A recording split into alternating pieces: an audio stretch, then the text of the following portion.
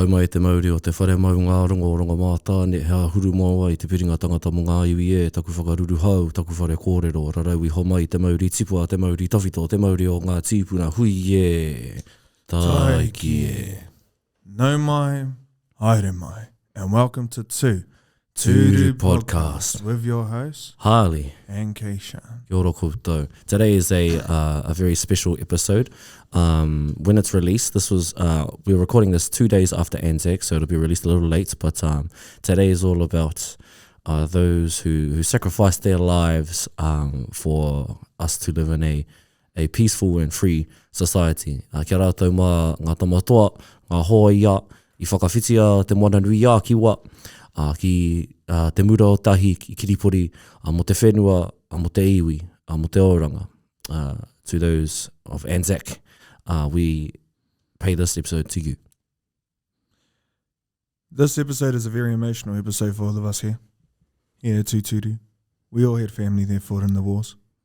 We all had individuals that we know that have a strong connection to us that were there. In Turkey, in Greece, Northern Africa, Vietnam, Korea, and more recent wars like Afghanistan. To our servicemen and women, both past and present, that fought for us, we thank you here. Ngā hinui kia koutou. So before we continue on, we would just like to note that this episode is going to be hopefully a more serious episode. There may be a couple jokes thrown around here and there, but we want to be very, very staunch on our perspective on how important ANZAC Day is to us. It's not only representing our fellow Aotearoa New Zealand brothers and sisters that fought, but it's also representing our brothers across the ditch in Australia.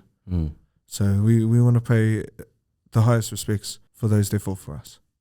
So before we continue on, we just wanted to thank everyone. Now, Mr. Pitihira, tell us about the family that you had that fought for the war. Yeah, so this is actually a topic I studied. I studied my own family in school for ANZAC, and the men in our family have a particular connection to the army through my koroua. Ronald John Kohera Pitihira, he was in the Māori Battalion, the 28th Māori Battalion. He joined at 16. Then going down the line, connecting to my grandfather's military services is my uncle Tania Pitihira, and my father, David Pitihira, who are both in the military. That's all I know of at the moment. There are a few stories that I will be sharing that are quite lighthearted actually, but I'll save that for later on. What about you, my bro? Any whānau who served? We have quite a few family members in my family. To begin with, we'll talk about Te Rehe Amohanga. He is my great-great-grandfather. He was born in the late 1900s and fought in World War One. He was a private, and then later on in World War II, I had two koros. Pio Te Kere, he died but came back home, and another one.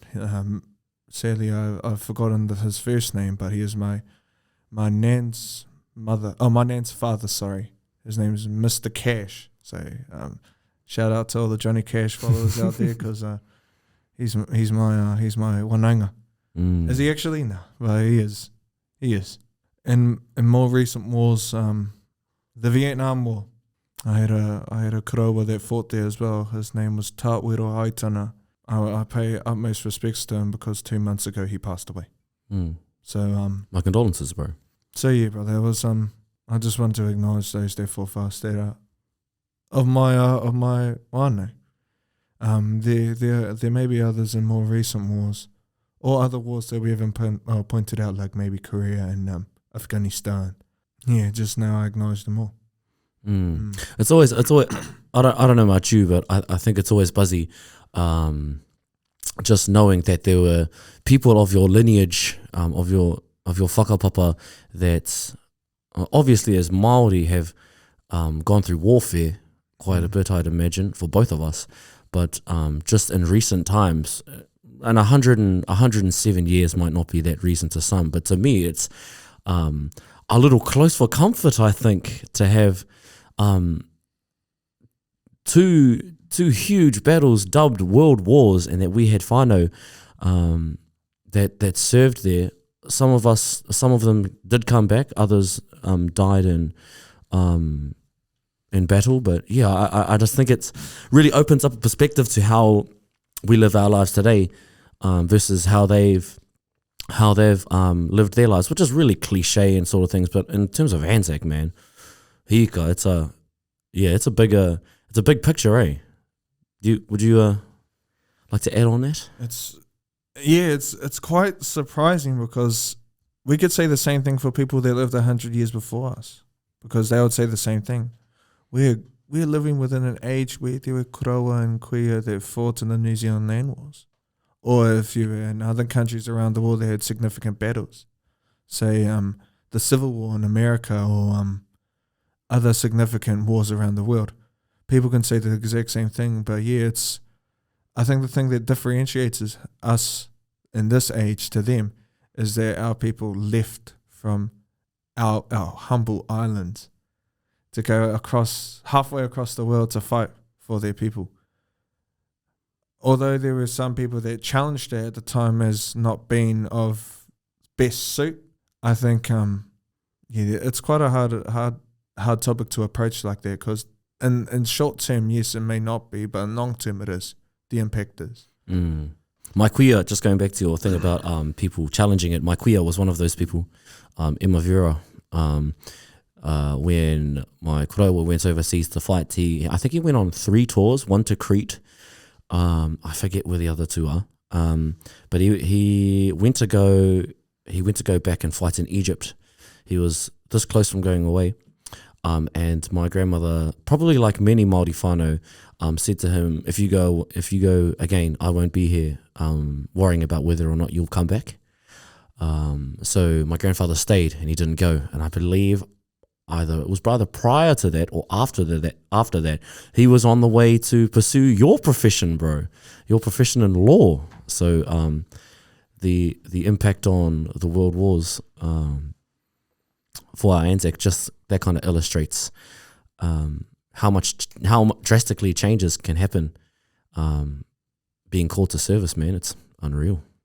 And also just saying how many things change from small choices in our life. One thing that I wanted to brought up whilst I was on my phone, so if you're watching this, don't be a shithead. And like, why were you on your phone? This is what I was pulling up. There was a quote that I remember from a significant member of the Germans in World War II that highly recognised both the New Zealand and Australian armies. And his quote said, "If I had to take hell, I would use the Australians to take it and the New Zealanders to hold it." Unreal. And that's coming from a person that wore an Iron Cross. Unreal. To have someone from the other side acknowledge us like that. It's going back to that's like the respect for your enemy, eh? Like despite the adversity, and I'm not in any way glorifying warfare. A respect for your adversary at times can be, in a very weird way, quite touching. Like it sends a message of, at times this isn't I'm not here by choice. I'm here because I have to be. I'm just taking orders. So in respect to that, I acknowledge that you're doing the same thing, and your skill and prowess in battle too. Yeah. I think that is also portrayed perfectly in this TV series that I saw that is on a streaming service. This TV show was called Gallipoli. What's it called? Gallipoli. That's what it's called. Across the 7 or 8 episodes, it told the narrative of an Australian boy that went to go fight in Gallipoli. And in one point of an episode, there was like a break. There was a ceasefire, if you will, where the Turks and the New Zealanders and the Australians brought back their men, their dead men that were lying in no man's land. And there was specifically a scene with an Australian man and a Turkish man that pulled out photos of their wives saying, these are my people back home. And it quite touched me because these aren't men that ever thought that they would fight against one another. These aren't men that ever saw these things happening, but they knew that they wanted to stand for their country. They're willing to sacrifice all these things so that their children and their children's children can breathe fresh air and say, I'm home and I'm free. It really illustrates how hard it is to hate someone you don't know. And that perfectly puts into picture that these men don't know who each other are. They're just told to, fight. Yeah. Sometimes that's all they know. Just fight and make sure that the people back home are safe. Because that's all that's in the back of their mind. I know it'll be in the back of my mind. Just make my people safe at home. Now let's continue on to ANZAC Day 2022. Okay, my brother. It was recent, just 2 days ago. Why don't you explain what ANZAC Day for us looked like today? Yeah, ANZAC Day, obviously, for us it was 2 days ago. But yeah, it was different, really different. Not what I was used to, and it obviously starting at 6, but it went short. It went really short, and probably that's because of COVID. But every single time there's a wairua about a dawn service that happens every ANZAC, and I think that's why I go every year. But for this particular one, there wasn't. How do I put this? There wasn't the parade, the parading aspect of ANZAC, which I'm not gonna lie, I kind of liked. I kind of enjoyed more. I kind of brought in this sentimental aspect to remembering aspect. Remembering ANZAC rather than celebrating it. Yeah, I think a lot of people get that confused. That, well, for me, whenever ANZAC comes up, I'm not celebrating the fact that they died. I'm remembering the memory of their actions for our people, and I think this particular ANZAC was perfect for that. The dawn service, man, it was so much wairua about it. It's unexplainable. Yeah, you can explain it more than I can. I think just to save our co-host ass, there was a parade, but not a big one. Yeah, but there was still a parade there. When you come from a town of 3,000 people, your parade is like 50 people. Fair. And that's it. That's if you include the people walk behind them. But yeah, there was a parade, and it was a lovely experience. And for myself, I always make the effort to go to an ANZAC parade in the dawn, because if I can say that I'd rather say I wake up one morning at 4 o'clock in the morning to go to one service, than say I never got to sleep for 6 months because I was fighting at Gallipoli. I couldn't sleep for 8 months, and rat-infested waters in my divot, I've forgotten, or bunker, or other... Trench? Yes, a trench, yes. Kei te pai, trench whānau. Trench is the kupuhau for today. Yeah, rat-infested trenches and getting gangrene or frostbites or whatever. I'd rather say I got up one day a year just to acknowledge than to say that I did that for 8 to 12 months and suffered the consequences. It's what a great segue, bro, because in 2018, man, we dedicated to making that dawn parade. And what a night that was, bro. What did we do? Okay, to those out there, the wider public, what we did on 2018 ANZAC is that me, my co-host here, Harley Putihira, and another one of our peers, Egleg Hekiriki, we made an oath that we'll do an all-nighter on ANZAC Day 2018. So we stayed up all the 24th, or the night of the 24th, and all the morning of the 25th to ensure that we did not miss ANZAC Day that day. I believe that was the same night I dragged my mattress from across the other hall to stay in your room so we wouldn't make it. Either that or we stayed up playing Fortnite, which is quite ironic, actually. We stayed up playing a Battle Royale. before we go and remember those that fought in the real battle royale. Yeah, Well, probably not the best move from us back then, but we wanted to dedicate to remembering those.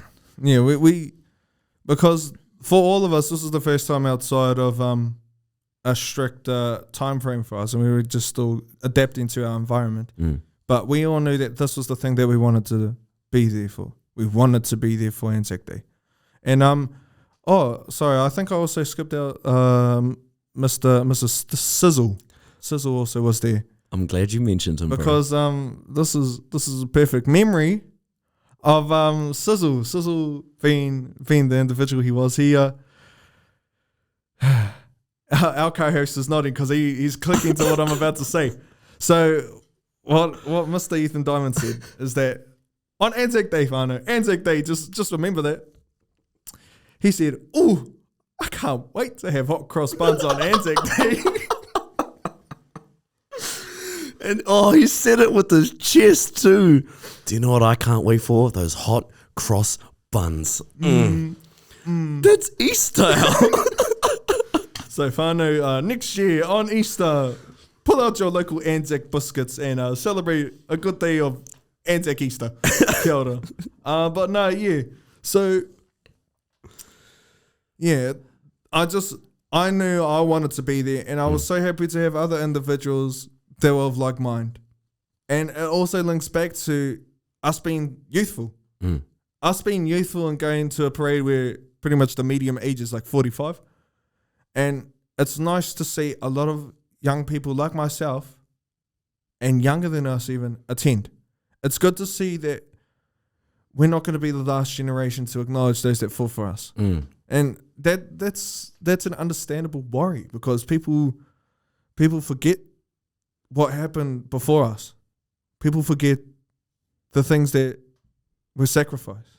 And just to see that a lot of children, even toddlers, are attending these services gives me hope as a 22-year-old to see that we're never going to forget, and least we forget. Those interactions that we had at ANZAC too, bro, unreal. We met some really cool people there. Two kuia, I forget her, Nancy, she was lovely, eh? So we met this kuia, Nancy, and we were sitting behind her in the service, and then when the service ended, she was assorting a thing of flowers, and so we offered to help her hold some stuff while she did that, and then she gave us flowers and said, would you like to place them at the cenotaph? And we said yes. Can we come with you? And then we joined her, and on the way there, it was only like 10 meters at least. It took us like 10 minutes to place these flowers just because we were having such a good kōrero with this kuia about her husband that fought in the World War. And I forget everything else, but a lot of things. And so we placed it at the cenotaph, and then she invited us to come with her to see her husband at the cemetery. She just wanted some company. And big move, she invited us for tea at her house even. Unreal. That was not the experience I was expecting, but it was well received. Even for myself, I think that there just shows the camaraderie we have as a country for one another, that acknowledges those that fought for us. Because a lady that you would never think would associate with us in 100 million years was willing to interact with us like that, and even offer her home for a kai, which we will consider. It just shows how much of an impact that we had on one another and why we were there. It's to Nanny Nancy, not Nacy, but that's a nice name too. We'll accept your invitation, and we thank you for just that small interaction, because it really did impact both of us. Yeah. Humanity, I think, was on full display in that short moment. It was lovely. And then we met this other queer Oh, you charming mate. This queer was at the front, closest to the cenotaph, and the people were cleaning up and pulling up chairs. So we got up because we knew they were cleaning up, and this queer got up at the same time. And the charm of the man. I'm sure they'll let a young lady like you stay there. And then as we were leaving, we see this queer again, and what does he do? You know what, Whānau? It's the good old fashioned support your queer across the road. Give her the arm. Give her the arm. And she gives you yours. And you just walk across the road. Classic chivalry. The chivalrous tunes. Chivalry is not dead. Let's say it one more time, brother. Chivalry. Kia ora. Kia ora. Yeah, and once again, that's just another small interaction with another human being that shows that, one, humanity is still there. We're not loopy. We're not going crazy because we're in lockdown or whatever the hell. We're still there. And two, that no matter what, we're all there for one another. Team of 5 million, yeah, but we're also a team of family. Oh, wow! Don't take that, Labour Party. That's on. I just like to, if I may, I don't know if you have this written down or anything, but I just want to make a quick segue to the experiences of other people who went to certain ANZAC parades. We had a pleasant one. The national anthem was sung beautifully in both languages, and just saying, I don't know if it's my ignorance from the past few years, but I'd never heard the Australian national anthem be sung at an ANZAC parade before, or ANZAC service before, prior to this year, I don't think.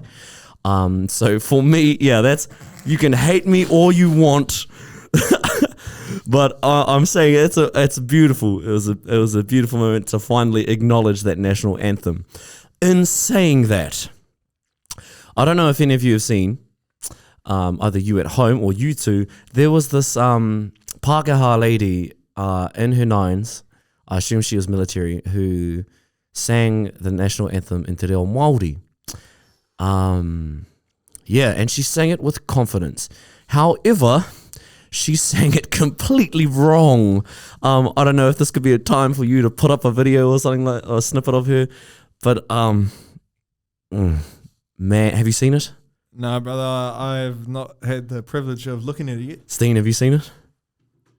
No, I haven't, but I'm gonna go look at it right now if I can. Oh my goodness! I'm assuming based off of how she was pronouncing te reo Māori, it was in Australia. I'm gonna assume that they sing the New Zealand anthem as well. But man, if it was in Australia, I can understand that. But if it was in New Zealand, what the hell? You could go to any military institution, look for any single Māori person. Oh, he knows the national anthem. He knows the national anthem. Oh, this one can sing even. But they chose this Pākehā lady who, with respect, got up there with confidence and sang her heart out. But man, butchered those real words, which I'm hoping you'll hear. Yeah. But in contrast to that, to bring the wairua up, there was this girl in Te Arawa, I think she was a 14-year-old college student, who sang the Australian national anthem, not only in English, but in also one of the Aboriginal dialects first. And give me a few seconds just to pull up the dialect that she sang in.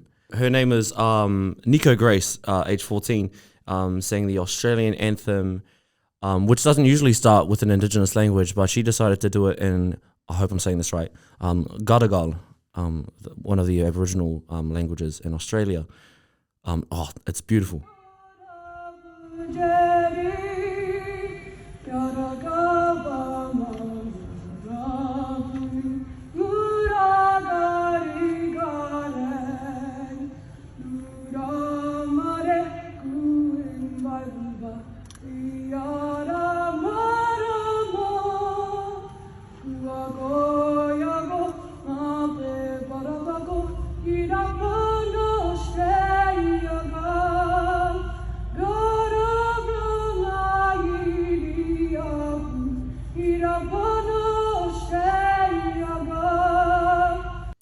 She then continued to sing it in English. Oh, Gee, the actual, I got a couple tears in my eyes, not even lying, bro. crazy, right? Fuck, bro. But like, that's so stunning.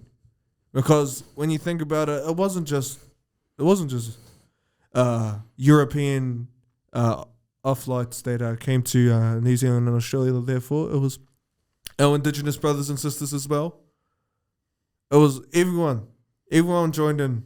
And just to hear that being sung like that, bro, Beautiful. not only did it give me a couple of the bumpy arm syndrome, but it just made me proud. It made me proud to hear that. Yeah. Oh man, beautiful. I imagine. Oh, and also I believe she got permission from the Garagal elders as well to do it. So yeah, amazing. So just a quick thing, bro. If anyone's wanting to listen to it, where's the link gonna be? It'll be in the description. Here it is. Yeah, it'll be in the description. Or you'll probably see it on video anyway. You know what? Stan caught the alley-oop and he dunked it in. And what did you do? You stared at the ball. I said at the ball. My bad. But yeah, beautiful. What a beautiful moment. Not only for ANZACs, but just to hear the Aboriginal language sung, as there were no doubt Aboriginal people who also fought in ANZAC. Beautiful. I think this is probably a good idea to move on, my bro. Yeah, it is. It is, because I've actually been pondering a question as of late. And I think I've given you a little sneak peek on it. With us talking about all these individuals here that sacrificed their lives, their humanity to take on these heavy loads of mental and physical pain, it made me think about whether us as a generation today could handle that. So my partai for you, brother, would be, if there was ever a situation where we were to be called upon and we had the choice to, would you go to war? If we were to be drafted and we had a choice. Let's say you had a choice to go. I'm not saying if you were drafted, because that means compulsory, and then no matter what you say, you're going. But if you had the decision to go up, would you? Oh, okay. You asked me this prior, and I was under the assumption that I wasn't allowed a choice. If now my answer has changed. So my answer was yes, I would go to war, if I had to. Only if I had to. But now I have the choice. No, I wouldn't. No, I wouldn't. Not out of cowardice, but more of the fact that I don't believe, as a people that have the ability to resolve things in a peaceful manner, I don't think war should be a choice you have to make. Yeah, I wouldn't. I would abstain from war efforts. Also for the fact that I don't like being told what to do. So there's that as well. I don't want to be told to kill another man just because I have to. Yeah, and like I said earlier, it's hard to hate a man that I don't know. Yeah. What about you? Would you go? See, for myself, this question is actually quite contrasted to you, brother. I think I would be willing to go. Because it is upon my thoughts of making sure that my people back home are safe. It's not no warrior mentality or me wanting to be a bigger man. It's just me wanting to make sure my home's standing when I come back. That's all. Then let me hit you with a question then. Are you more productive in confirming your people's safety either 10 feet away or 100 or 1,000 miles away? Where are you going to be more productive? Okay, we're going to put it in metric. We're going to put it in metric. We're going to take it out of 1,000 kilometers away. There we go. Where do you think you'll be more productive? See, for myself, I think I'll be more productive where they think they need me. Are you they as in your people? Yes. Okay. Yeah. We're going to take a step back before with my answer to the question. I think I'll 100% be scared. I'll 100% be shitting my pants, because I won't be like our kaumātua back in the day. Ooh, a free trip to Europe. I want to see the Eiffel Tower. Ooh, far out. I see those blue Mediterranean seas looking beautiful. But yeah, and then what they see, they saw dirt and rats. I'm not as not to say naive, but I'm more aware of the burdens of war that it can inflict upon a person. But I think I would be willing to go, and where I would be more productive is wherever they think they need me. If it's in Parliament, there I am. If it's on the front, there I am. If it's loading, if it's been a medic, if it's been telecom, or if it's been loading up the trenches and getting ready to run it, there I am. I'm not to say that I'm not grateful for the life that I have, but I'll be more grateful to know that my grandchildren will be here. That's honourable, bro. And also, I want a scholarship for my kids, eh? I see. Honourable, bro, honourable. For your people. I know many young kids these days who are so addicted to Fortnite and COD want to go for the glory of war. But many veterans and current soldiers have dissuaded that, saying there's nothing to glorify. It's nothing like what you play on a game. So very honourable. Yeah, you're very true with veterans going there and saying not glorifying war, because that's another thing that I've considered, like shell shock. The visual image of shell shock is so horrifying to me. But to see that people had to suffer that to make sure that I can go down the road and get $1 bread, yeah, it's unreal. Like yeah, that's really the reason why I would go, just to make sure my people's there. People here are safe. Make sure that they can see the sand. Make sure the skies are blue, and to make sure that we can swim in our waters and eat our kai and say, "I'm happy here, Mum." That's all. Well, brother, now we've done a lot of reflecting and a lot of forward thinking. Why don't we talk about the now? The now? Yeah, well, you know about the now situation, like how the world is at this current stage in time with the now, right? I got you. Yeah, you're right. We should acknowledge. So, I'd like to just take this time briefly to acknowledge the strives that are happening around the world. Ngā huatanga o te wā. In particular, the struggle between Russia and Ukraine. We often forget that there are two sides to every coin, and I'm not saying that. And what I'm saying is that both Russia and Ukraine deserve recognition, purely because it's not by their choice to be engaging with each other in this manner. It's their leaders that are doing so. So to Ukraine and to the Ukraine and the Russians, love and peace to you all, and may God keep you safe and keep your heart filled with conviction throughout these times. Yeah. But also, even though that's the thing that's plastered across news outlets these days, those aren't the only wars that are being fought today, bro. Think about like Azerbaijan and Armenia over the conflict of land there, or other wars across the world. There's quite a lot of fighting, and once again, it goes back to what you said: the leaders fighting. It's not the people. The people are persuaded by the leaders. The leaders are the ones that make you think that that's the thing. And whether or not you agree or disagree with the leader's decision, it really does have an impact on how the country perceives things. The engagement between Palestine and I forget the other Israel. one. And Israel, yeah. Another very sad situation, but again, love and peace to both sides. It's not the people, it's the ones pulling the strings. Well, I actually have another pātai for you, my bro. And it's upon how we as a society look at those that come back. I think, in my perspective, a naive and not fulfilled perspective on how our vets are treated when they come home. Do you think we as a country treat our vets appropriately? And if not, or if they do, explain why.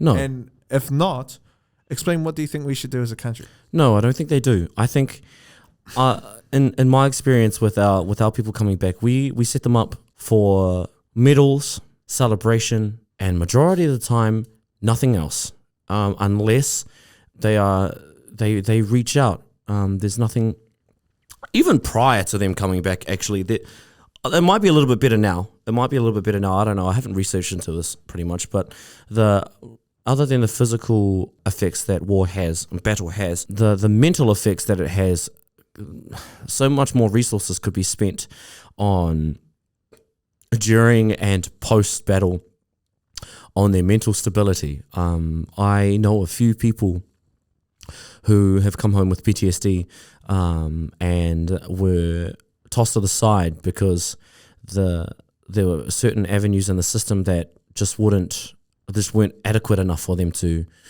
return home and, kind of revive their mental health a bit. That's just my opinion, though. And again, times might have changed. I haven't really seen any of the research at the moment, but yeah, I don't think we do enough. And for their families as well, I don't think there's enough reimbursement. I don't know if that's the right word, but the resources sent to their families to welcome them back in a way, because you can't fight forever and then just come home and think that everything's going to go back to the way it was prior. So no, I don't. That was a really long-winded answer, but whatever. You? No, it's a very agreeable answer. Well, from my perspective as well, because I think the same issues that affect society as a whole also affect the vets that come back. So adequate services being provided.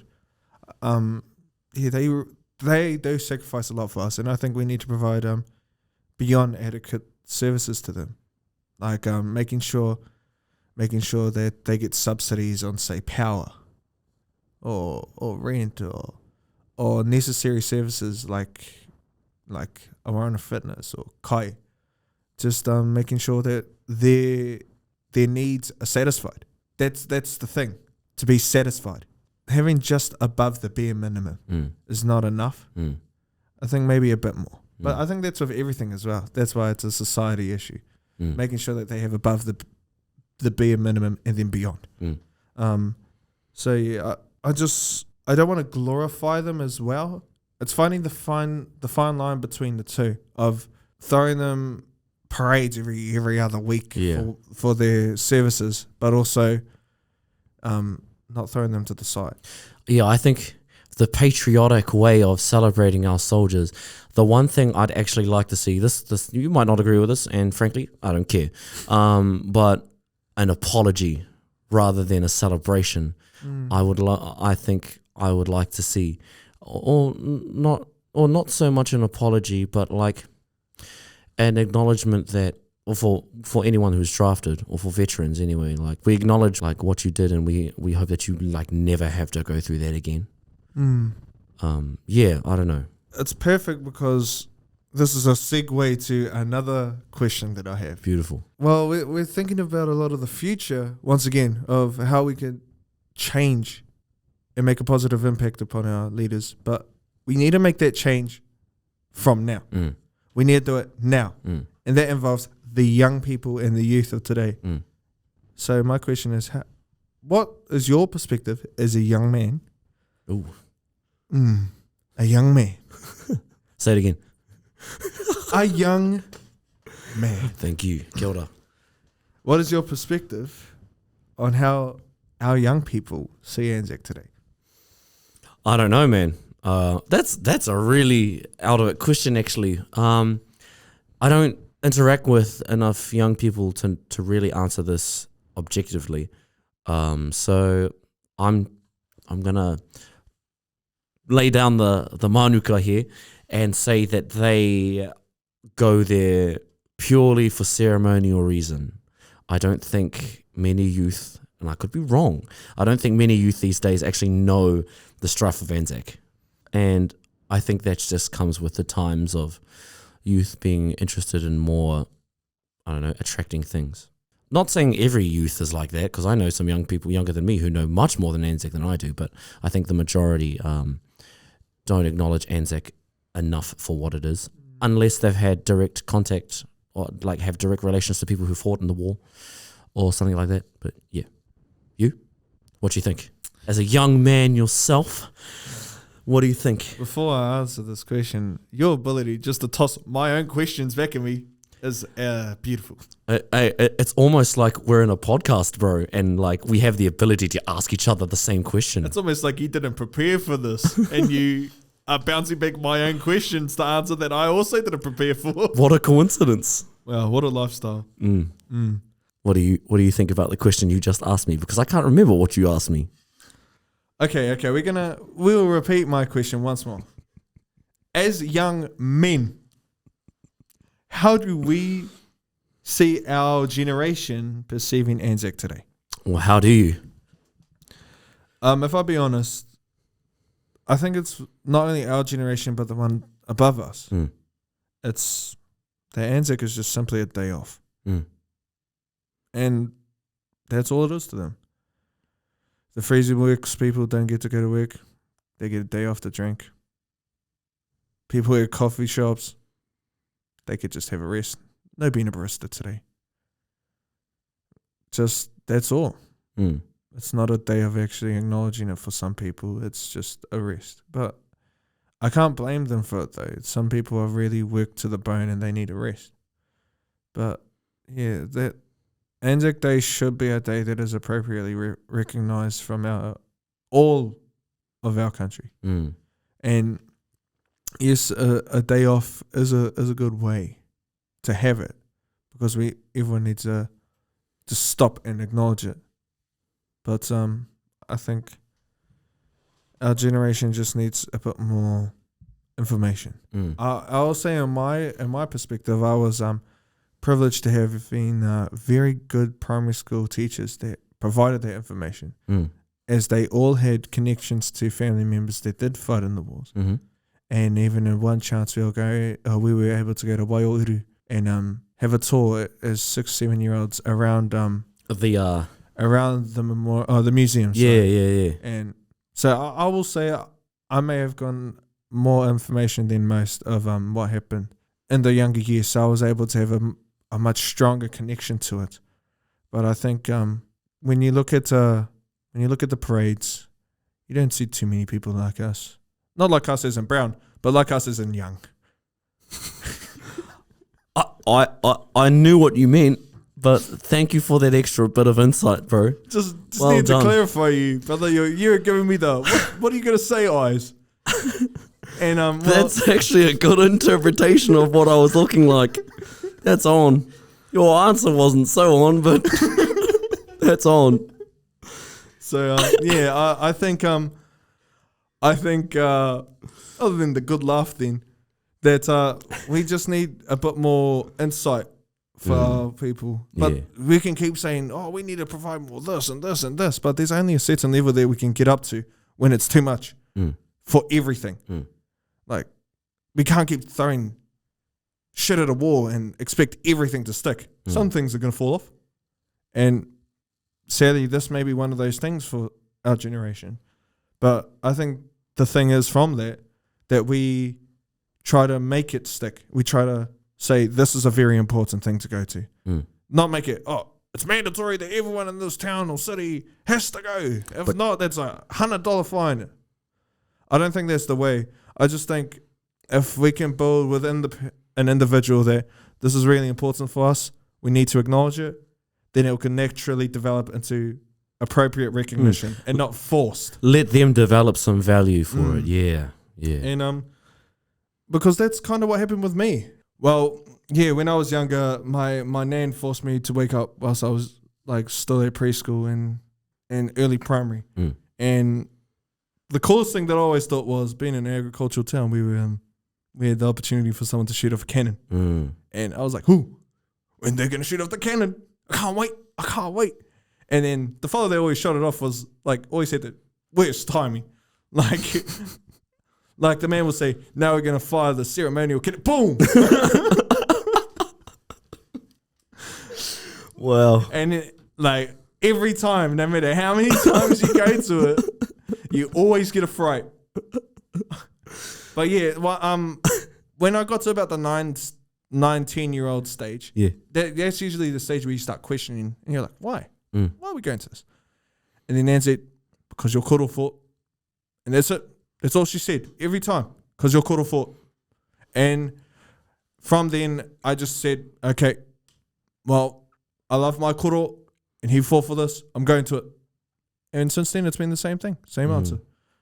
Yeah, so that's how, in my experience, Anzac Day is to me. And maybe that is a one-off experience for myself and not for a lot of other people. But let's hope that we can start breeding that opportunity to happen so that they can have that relationship with Anzac Day. So did you ever develop a relationship like that with Anzac Day? I did. Right from the get-go, I think. The earliest Anzac that I can remember was college, actually. And it was one that I, myself, my cousin Shania Pitihira, and a couple of others, we sang it. We sang Whakaari Ao Mai in the national anthem. And I was reminded of that on Anzac Day. There's a video on Facebook about it. And it just, I knew why I was there. It was to sing. But then my family came up to me and said to me, your koro would be proud. And I was like, why? And it's like, because he fought with the Anzacs. And it really put into perspective for me right then and there, every year, that this is the one day of the year that I should especially remember those who fought, yes, but my koro for his services. He didn't die in Anzac. He came home, fortunately. Otherwise, I wouldn't be born. But yeah, that's the one day that I should really accentuate remembering what he did. And well, this is a perfect segue, brother, because from my understanding, your family has quite interesting stories from the war. Yes, indeed. My korowa, being the mischief he is, he was quite a decorated man at one point. He was a sergeant, I believe, in the Māori battalion. Company C, actually. So he joined the Māori battalion at 16, and he wanted to join Company A, I believe. It was either Company A or Company B, whichever one was for the Lower North. He got denied because he was too young. They weren't accepting anybody under 18 for that particular company. So instead, he went up to Gisborne and joined Company C, and they accepted him. He forged his papers, said he was 18, and they accepted him, and he was only 16. I've got a photo of him somewhere that I'll probably flick to you, of him pulling the pūkana with his other soldier mates. Young mischief fellow. Anyway, he made it all the way up to sergeant, and then one fateful night, my dad tells me that he got a bit drunk and ended up stealing one of the higher-ups' Jeep. And drunk drove on site. And needless to say that he was indeed demoted all the way back down to Lance Corporal. So I believe it goes private and then one stage up and then Lance Corporal. I think that's how it goes. So yeah, my koro was a bit of a ruffian, as they would say back in the day. Just to give you a perspective as how ruffian he was, later on in life, there's a photo of him where he's got this massive ass bald spot and he looks like Heihachi of Tekken.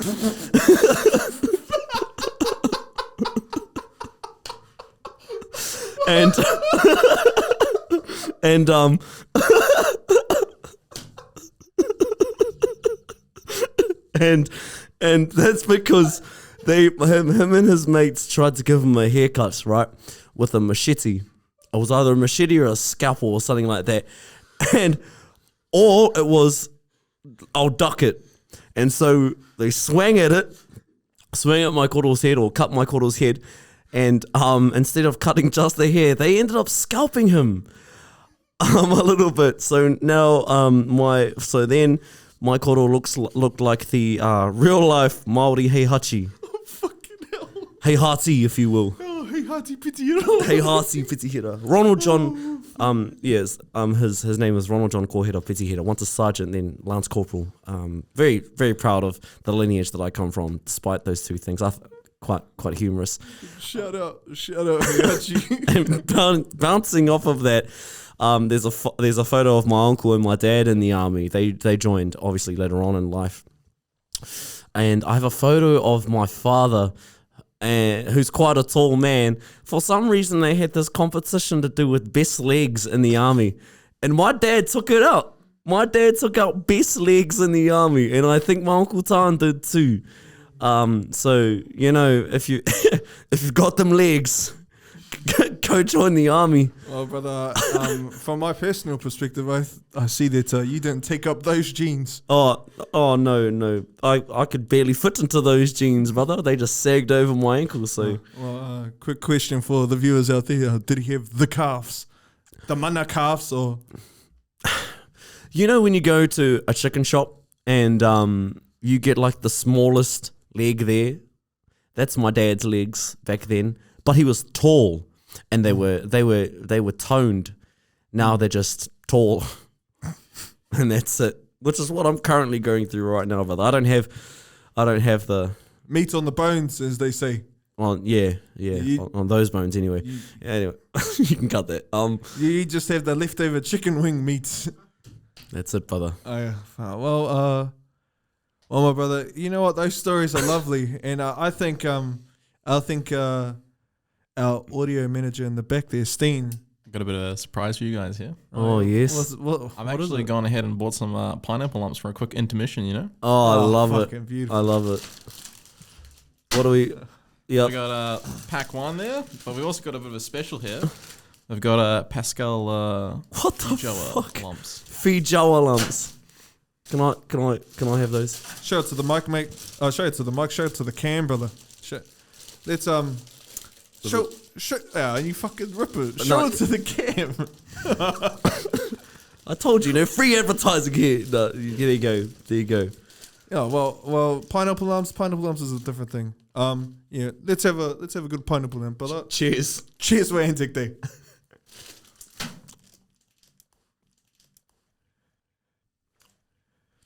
Very pineapple-y.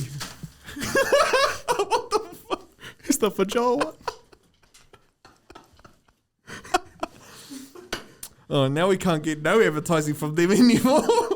Fuck. Fuck. You better keep that. Yeah, they were alright. They were all good. No, the camera didn't catch anything. Oh no, Don't talk about it. Looks good. No, they were mean. I highly rate those. What would you rate it out of 10? You just can't, bro. I don't think you can rate it. I like feijoas. I like pineapple lumps. I'll even go as far to say I like pineapple, bro.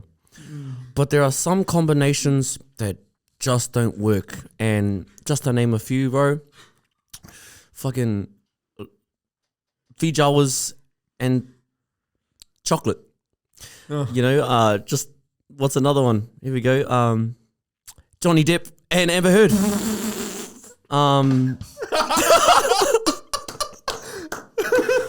But feijoas, pineapple and chocolate. Pascal, do better. Do better. I think I like to disclaim. I've never had one, so just based on your.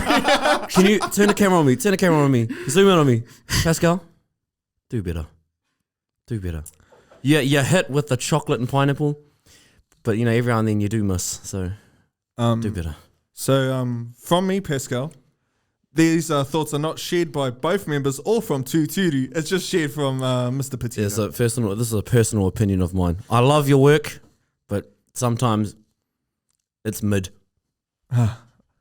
And do you know what else is mid? This is a little sneak peek into a future episode of a combination that is weird for one individual is sponge cake and icing. If that's a sneak peek into a future episode, so stay tuned for that one. Well, you know what? It's actually a perfect lead on, brother. Talking about kai. Uh-huh. Let's talk about a place that we ate. on Anzac Day. Oh, It was a very interesting cafe. I would like you to break it down to the viewers out there. I'm going to give it to you in one sentence.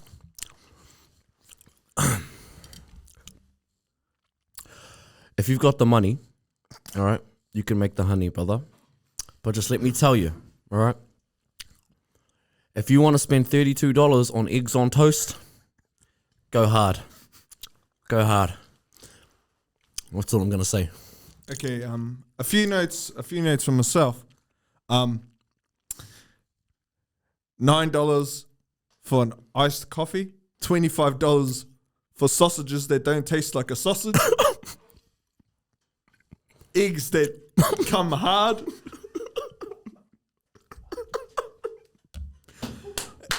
and bacon that is not fucking bacon anymore. Bacon that's not served on top of the toast, but fucking underneath it. Wano, if you are going to boycott anything or cancel anything, let it not be this podcast. Let it be bacon served underneath toast. Where did you find this? I don't want to give them away because they were actually lovely people. Yeah, we're not going to shout them out until we get I'll bleep them advertisement. again, you know. Oh, no, we won't even name them. We acknowledge them. We acknowledge them from a distance. I'll tell you what, if I wanted to pay bank for bacon underneath a toast of eggs, mate, I'd make it at home. I'd make it at home and call it a fuck up. But you know what, brother? For myself, it will be an Anzac Day special because I'm going to be supporting my local for one day a year. You know, that's fair. That's fair. We will go back to that because they were lovely people. It was a lovely scene. Yeah, and like although the kai was of interest that day, I really liked the atmosphere, and it kind of brewed that relationship between multiple nationalities and opinions and perspectives, because it wasn't just a bunch of individuals that of one perspective. It was everyone like a melting pot. There was a lot of kids there, a lot of kaumātua there, a lot of choir singers. I'd say it's more like a salad bowl, bro. Because a melting pot, here's one thing for it. Because a melting pot, you're insinuating that everything is coming in to be created into one same thing. But a fruit bowl is celebrating the differences, the different aspects that come into this explosion of flavor because of their individual aspects, bro. That was a bit of a spiel on the customers in the cafe that you didn't need to heard, but I don't care. Didn't need to heard. Well, Didn't need to heard. Just like Amber. Kia ora. we're gonna play with that one. Didn't need to heard. Yeah. But one thing I will say is that their panini, brother, I heard their panini last year. Ooh, wowie. Pull out Rowley from Diary of the Wimpy Kid because we need him to say wowie because man, it was mean.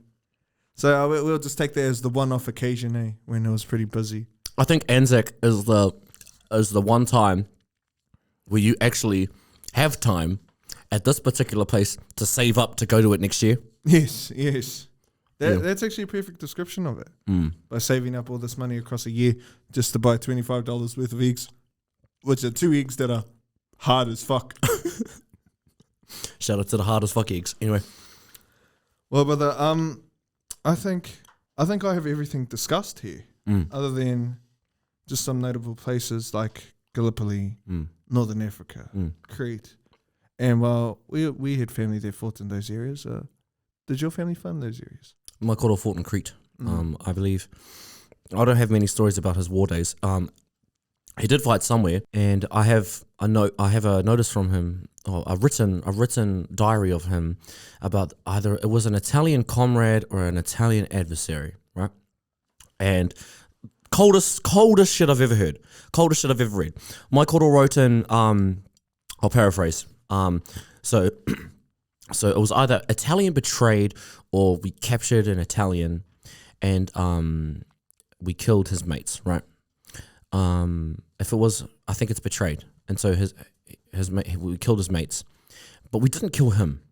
Instead, we gave him the shovel, and we made him dig their graves as well as his own. Coldest shit I've ever heard. Yeah. So I gave Aitai shovel made him dig their graves and his own. Bruh. That was, oh yeah. That's the only war story I have at the moment. And again, I'm paraphrasing, but yeah, I thought that was some savagery. Some absolute savage from my koro. Any stories from you, bro? Because you know I'm the boomerang man. Bringing back the questions. For myself, I never had the opportunity to engage with any of them on their narratives because, like a lot of kaumātua in those days, they just wanted to put it behind them. They didn't want to think about it again. They saw too many of their brothers and sisters die. They saw too much blood. They just wanted to leave it. And it is a respectable perspective on it because I understand you don't really want to think about the negative stuff all the time. So, yeah, I never had the opportunity to hear those stories from any of my koroa, even the one that recently passed away. But I know some closer may have had the opportunity to hear those stories. But then the one that passed away recently was about Vietnam, so he'll be talking about the Viet Cong and all that. You know what, brother? I think that we're coming to the conclusion of our episode. So as an honourable thing to do, to recognise the kōrero that we've done today, we're planning on closing off our episode with the ode. And an interesting thing that I found out about the ode is that it's a dissect from a poem written by an Englishman. I think it's the third and fourth stanza. But yeah, it's quite interesting how this poem that he writes that was published in 1914 came all the way to us and resonated with us so strongly that we still use it to today. So for the conclusion of this episode, we're going to close off with the ANZAC ode. We're going to pass it over to Mr. Pitihira. He'll do it in te reo Māori, and then I'll do it in English, and then we'll close off this episode. Thank you all for listening. E kore rātou wekoro heke tia, pēnei a mātou kua mahue nei. E kore hoki rātou we ngoi kore, a hakoa pēhea ngā huatanga o te wā. Ki te hekenga atu o te rā, tainoa ki te ranga mai i tāta, ka maumahara tōnu tātou ki a rātou. Ka maumahara tōnu tātou ki a rātou. They shall not grow old, as we that are left grow old. Age shall not weary them, nor the years condemn. At the going down of the sun, and in the morning, we will remember them. We will remember them. Lest we forget. Lest we forget. So thank you to those that came in, tuned in for this episode, for the ANZAC special. We thank you here at Tūru. Kia ora. Kia ora.